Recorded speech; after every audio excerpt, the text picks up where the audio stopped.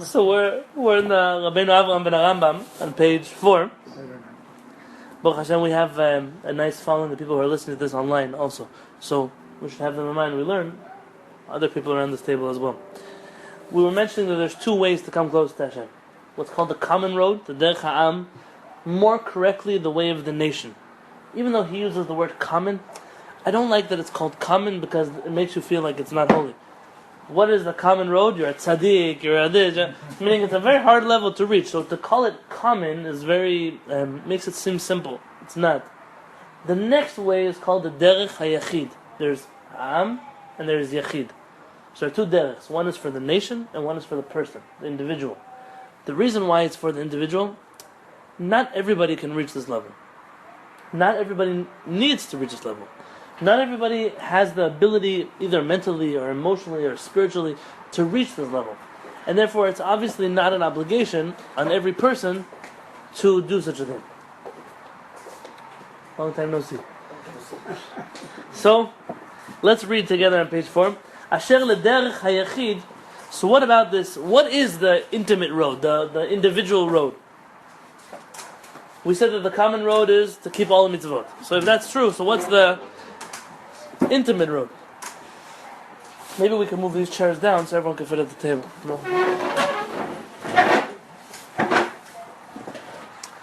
The pens are on the bookcase over there. Up on top by the... Yeah, perfect. Asher lederech hayachid, what is the derech hayachid? Harehu hitnahagut hamechuvnet lefi tachlit hamitzvot v'sodotehen. It is the way of being, not just following the mitzvot, but understanding the reasons of the mitzvot, understanding the secrets of the mitzvot, and really trying to go with the not just the letter of the law, but the spirit of the law. What is it trying to get out of me? ולפי המובן מכוונת התורה ואורחות הנביאים והחסידים וכיוצא בהם. And to figure out the goals of the Nevi'im, figure out the goals of the Torah, the way the prophets did it, and the way the Hasidim did it. That's the way that we want to go. Down this road, where we'll reach a level, we don't just follow the Torah mitzvot, we don't just keep Torah mitzvot, we really understand the highest levels of it. Somebody who goes on this road, let's see, there's footnotes. It's still not stringencies. No, very good. Understanding very good. Deeper mitzvot. Though, perhaps if one would understand the depth of the mitzvot, they might choose sometimes to be strict. If they said, it's a good point what Moshe Chaim brought up. Meaning, stringencies are not necessarily the right way to reach this road. But it could be that by understanding the reason for a mitzvah, you'll say, wow, this has a very deep effect on me. And it could be that I want to do more than just what I need to do so that I can get the proper effect. There's a footnote here in the bottom. It says, this is considered from the Rambam, who says that it is helpful to discover the reasons for the mitzvot to the extent possible. Now, obviously, you cannot understand truly what Hashem wants from the mitzvah. For example, Hashem says, you should wear tzitzit, and you should remember all the mitzvot of Hashem. So what if you say, hey, listen, if the reason why I wear tzitzit is to remember all the mitzvot, okay, so then there are a few on the bookshelf. Is that yours? Okay. That's right. Oh, yeah. There, it's right there. Yeah, okay. If the reason for tzitzit is that I remember the mitzvot of Hashem, so what if someone says, listen, tzitzit is very hot for me. It's hard, it's difficult. I'm just going to wear a printout, photocopy of the Rambam's list of mitzvot around my neck. I'm going to get a nice necklace. I know a jeweler. He'll engrave all the mitzvot on the piece of jewelry and I'll wear it. Maybe that's good enough. I don't even wear tzitzit. Even the places where the Torah tells us the reason of a mitzvah, it's not the reason. What's the word for a reason in Hebrew? Siba. Siba. Rayon is the idea behind it also. That's more of a philosophical, what's the philosophy behind the mitzvah? The siba would be the reason. Meaning, I eat matzot because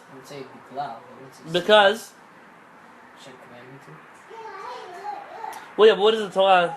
What's the reason we do it according to Torah? That's what our forefathers did. Our forefathers didn't have enough time. Because we left fast and Very good. But if you know what Chazal say, Avraham Avinu was eating matzot. So why was he eating matzot? Because he also left Egypt? What does that mean?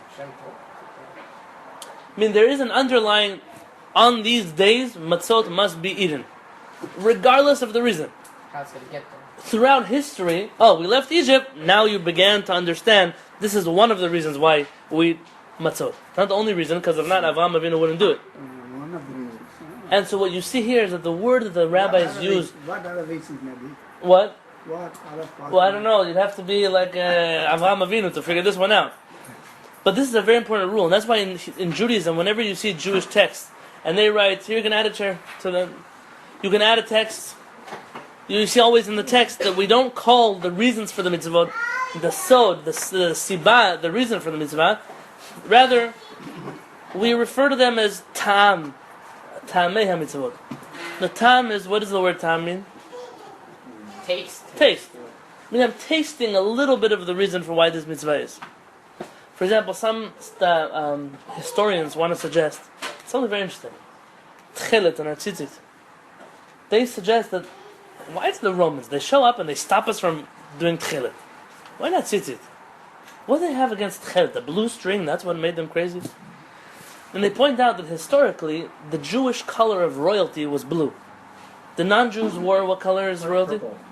Like a reddish purple. It's very red, like a deep red. I don't know what color. Ermine or carmine. Yeah, exactly. This color, by the way, Jews are not allowed to wear. Halakha and Shulchan Aruch, Jews cannot wear this color. Because it's a color that is specific to non-Jews. Now, perhaps today that's not true. There's some rabbis argue on this point. But there is such an idea in the Shulchan Aruch. I believe if you look in Yored Kuf Ayin Chet, 178, somewhere around there, Maran writes this halakha, and you'll see that the different rabbis on the page argue whether it's still relevant today or not. But this archaeologist, these historians, they want to suggest the reason why the Romans fought us about the Kehillat was they viewed this as a rebellion, so to speak. We're wearing our color of royalty in spite of the fact that they're ruling over the Jewish people. And that's what was their intent, to outdo the Jewish people's royal feelings. Could be it's true, could be it's not true. But to say that the reason the Jewish people wore Kehillat is because of it's a royal color, so today we have different royal colors, I should wear a yellow tzitzit. There is more depth to it than even what we can grasp with our mind. So we're always going to use the word tam. It's like tasting. Everyone tastes something different. Everyone has a different reason for why they connect to Shabbat, let's say. But if one of the reasons goes away, the mitzvah of Shabbat doesn't go away. If one of the reasons that you can uncover from matzot, you can find a different way to do it, then you still wouldn't stop eating matzot on Pesach. You understand? It's very dangerous. We go into the world of reasons. So the word we're going to use instead of reason is a tam, an understanding, an idea. It's an idea of why we're doing the mitzvah, but not this is the reason.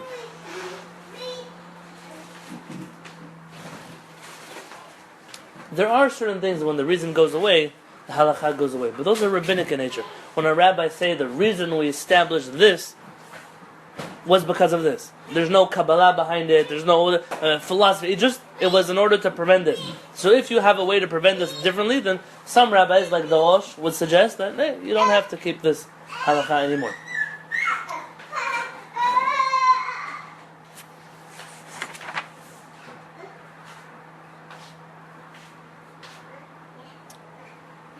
The step, though, is not just uncovering the reasons, but uncovering the philosophy that the Torah wants you to reach when you're keeping Torah mitzvot. And in the footnote here, he points out, in other words, there are values we can learn from a study of individual mitzvot. There are values such as love and reverence, which are the implied goals of the Torah in general. In addition, they're ideals we can discover by learning about the lives of the prophets and the Hasidim, even though they are not recorded in the form of mitzvot. The intimate road is a lifestyle directed in a way that allows one to achieve all those values and ideals. Meaning, there are two parts to being on this path of the intimate road, the individual road. The two steps are, one, to truly understand the mitzvot, but not just the mitzvot. What it means to really follow this mitzvah. I give an example all the time. In the Torah says you cannot speak a rechilut, you cannot speak slander, gossip about Lo telech rachil be'amecha.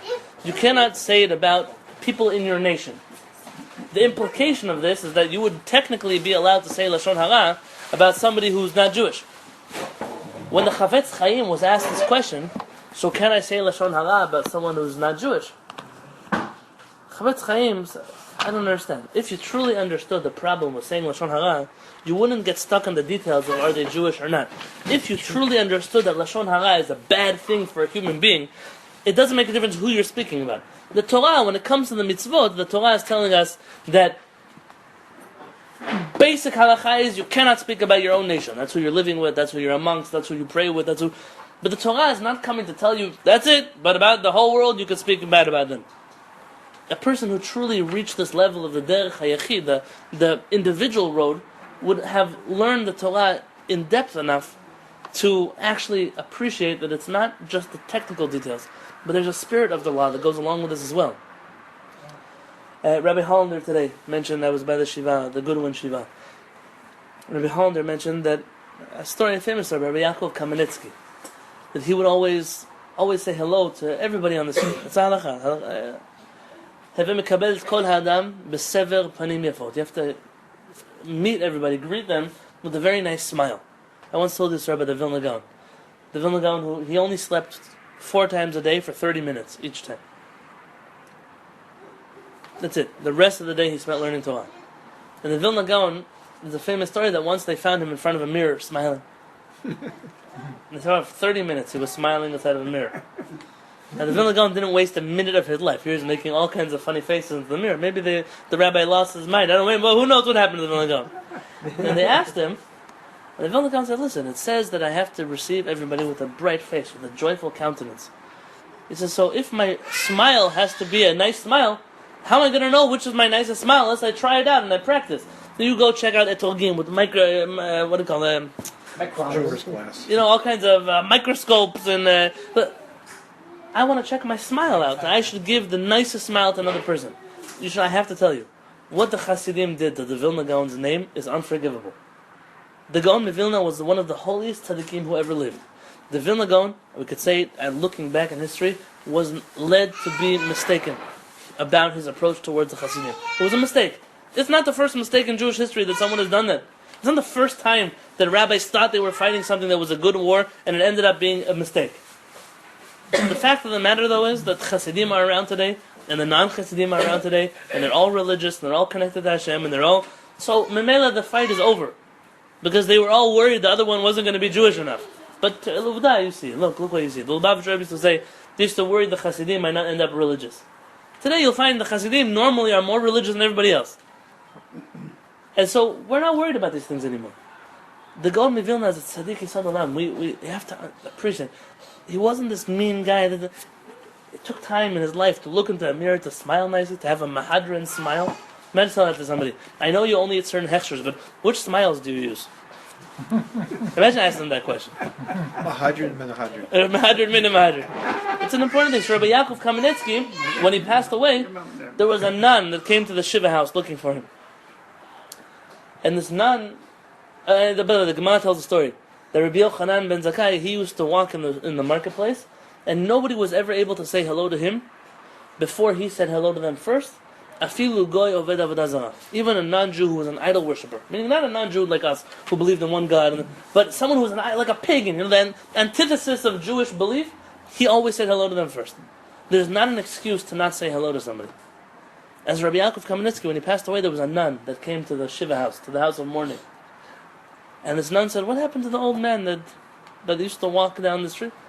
Said, he passed away, that's what we're mourning. I said, well, how do you know the rabbi? The nun knowing the rabbi sounds like a joke. And said, every morning we go on our walks, and I was never able to say good morning to him before he said good morning to me. That's a Talmid Chacham. I don't know, we have all kinds of other stories, though. This guy, he was too good to look at, he was too good to shake your hand. We don't need rabbis like that. It's enough we have Hollywood stars that you can go see them, rabbis also need the Talmidei Chachamim that are, to be part of the people. To understand the value behind the mitzvah, not just the mitzvah itself and its technical details. Yesterday there was a letter going around, Tisha B'Av. A letter from a Hasidic father to his daughter who, I'm just quoting, his off-the-derech daughter. His daughter who's no longer observant. And it was a very heartfelt letter expressing his remorse that he had not accepted her for who she was, and now she's an adult and he knows she's chosen to live a different lifestyle, but he sits on Tisha B'Av and he realized that perhaps he was more guilty than she was in this process. And it was a very interesting letter, but when I was reading through the letter, he didn't actually fix the problem. He was saying, like, how could I have judged you for wearing jean skirts? I'm sitting here. If you're living in a Jewish world that jean skirts is what makes you Jewish or not, or religious or not, like, you are such a flawed system. You shouldn't even apologize for that. You should apologize to yourself that you even once held such a belief, or that you still hold such a belief and you tolerate those Jews who wear jean skirts. I mean, like, someone who really gets the mitzvot won't get stuck on the details that are not important. There are details that are important, but the details that are not important don't need to be stuck on.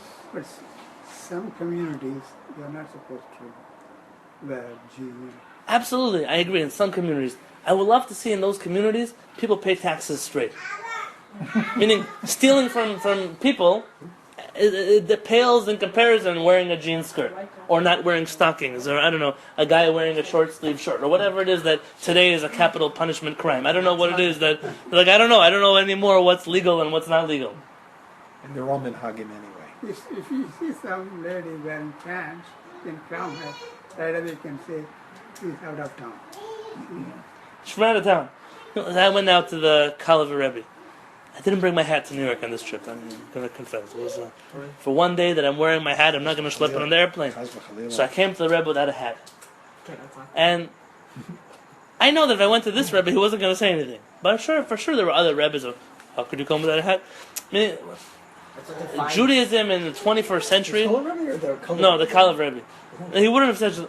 Well, we're living in a world where that's what's going to make or break Judaism. The biggest threat to Judaism is some people don't wear hats that Polish people used to wear when they worshipped idols. Can you imagine, meaning... You have to wear two hats. I understand. So out of respectfulness, though, you also wouldn't embarrass somebody else who doesn't wear the hat, right? What are we going to do? Make everybody into, conformists to wear exactly the same thing? I mean, come on. Everybody has to look exactly the same? Yes. Melt. It's like, and you're suspicious of someone who looks different? It's like one of those sci-fi horror films. He can't be Jewish. His hat's a different color than mine. Rabbi is talking about like a king, you're going to his court. I'm going to tell you the honest truth. If I were to go meet the president today, I would not wear a black hat. Right. I'll tell you why. Because I would. It's not a sign of a respect.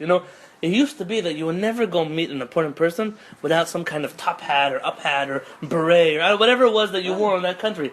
Today, though, the president's not wearing a hat. So I'm going to be more respectful and wear the hat. There were presidents, I believe, until Kennedy. Every American president wore a hat. Always. You never left the house without a hat. You see all the old movies. They come in, they hang their hat up on a hook, and they leave it. But that's no longer a societal norm. So I respect the fact that some people in the Jewish community feel, listen, a hat is what looks respectable. But it's not really true. For example, not wearing a tie, and there are a lot of Jews that don't wear ties, but they wear hats. A tie today is considered, you want to dress up nice, you should wear a tie. That's more respectable than a hat is. You want to look respectable, so wear a shirt that's not wrinkled, or a suit jacket that doesn't smell. Or, something like, there are other ways to... Yeah, in today's society, a hat is much more likely to be worn by, a surfer dude who's going out to a club than it is to be worn by... someone respectable. A householder or something. Right. The people who are wearing hats today are like musicians. They're... I have students, they're all wearing hats, but not because they're religious, because they're... Like a fedora or something. Hashem told us, what does a religious person look like? He wears tefillin in the morning, he eats kosher, he's careful not to shave his beard with a razor. Doesn't say he has to have a beard, just he doesn't shave it with a razor. That's what made a person religious. I'll tell you the truth, I'm afraid to tell you that in the times of the Gemara,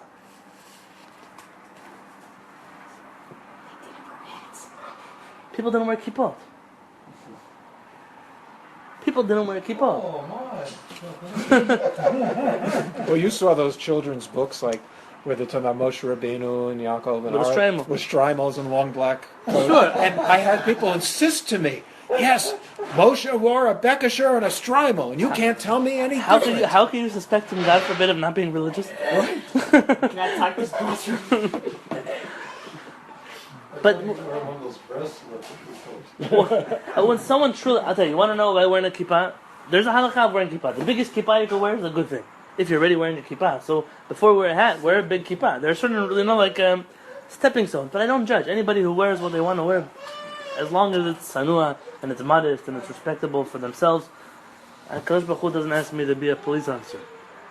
But someone who truly understood the laws wouldn't make issues out of things that were non-issues. So to reach the level of a yachid, you have to be very, not just intimate in following of the Torah mitzvot, but you have to really understand what does the Kadosh Baruch Hu want, to the point where you could be compared to a prophet that really understood Hashem. And that's a very high level, and we're going to read more about it tomorrow, B'ezrat Hashem, when we continue. But essentially, we have to know that it's not far from us, this level, but we're not obligated on this path. This is a path that is for individuals. Individuals, and by the way, you know the name for such a person? I'll read one more sentence. Who goes on this path? What's he called? Nikah Kadosh. He's called righteous, not righteous, holy. The Chassid, he's called the Chassid, righteous, pious. The Anav, and humble. V'chadome. Umufchar mikulam Hashem Chassid, shnegzar minat chesed, sheperusha hitnadvut. He's called a chassid because he's doing chesed, meaning he's volunteering more of himself to Hashem than he has to. He's doing even beyond the letter of the law, more than what the Torah itself is asking him. So the Hasidic movement took away from the world the definition of a chassid. Today you can be born Hasidic. It used to be that you have to spend 80, 90 years of your life becoming a chassid. It's an interesting thing. A chassid, when you see in the old text someone's called a chassid is not a simple thing. When you see the rabbis from the old world, Sephardic and Ashkenazi rabbis, both use the word, there was once a chassid who told me. When they're talking about a chassid, you're talking about a person who was, meaning hands down, this is a holy person. When Maran in the Shulchan Aruch says that the only person who has permission to do this halakha is if he's considered by everyone around him a chassid. There are such halachot. Today, I'll tell you the truth, people do them, they break these halachot. But there are such levels. Judaism is not a democracy, but also you're not demanded to reach this level. But we have to know that there are two paths. And those two paths, B'ezrat Hashem, we'll continue going over them. But the most important part to know about these two paths is if you're going to compromise on the main path for the second path, you didn't really reach the second path. If your piety is going to lead you to do things that violate blatant prohibitions in the main road, you're not on the holy path yet. The one who stays up all night learning Kabbalah and then doesn't pray Shacharit in the morning, he lost out on his merit of learning the whole night because he forewent the basic obligation. And this is a big problem in Judaism today. A lot of the stringencies that we do come on the account of someone else or something else, or a value that's more important than those things. And also they're like I don't know if you want the answer to that question. also you have entry level is the bar is so high. Very high. If you have, you got to put on the black stockings, the wig, the long coat, the this, the that before you can even do anything else, right? Keep kosher, right? And that to me is like the most. Because so many people I know would be interested in Judaism, but they didn't feel that was like if it wasn't so threatening to their normal life. Yeah. Yes. Judaism is not a challenge to a person's normal life. Expensive. Expensive, yes. But it really shouldn't be. It shouldn't be. Yeah, it's also very expensive. Judaism is I'll tell you, we were forced out of Tisha B'Av. So what it's all about. We were forced out of a nationalistic religion where Judaism was our way of life. It wasn't just a religion. It was something that people did consciously, subconsciously. It's a Jewish country. It has Jewish feeling. It has Jewish... We were forced into exile, into little ghettos in all our countries that we were in, and forced to divorce Torah from day-to-day life. They were two separate dealings. In the home, we were following Torah. In our synagogues, we were following Torah. But on the street, it was dangerous to show the world that we were involved in Torah. And what that led us to a Torah that was very far removed from people's lives. Our goal is to go back to that world where Torah and the life were not contradictory, but they were enhancing each other. They were part and parcel with each other. B'ezrat Hashem, we'll reach that point.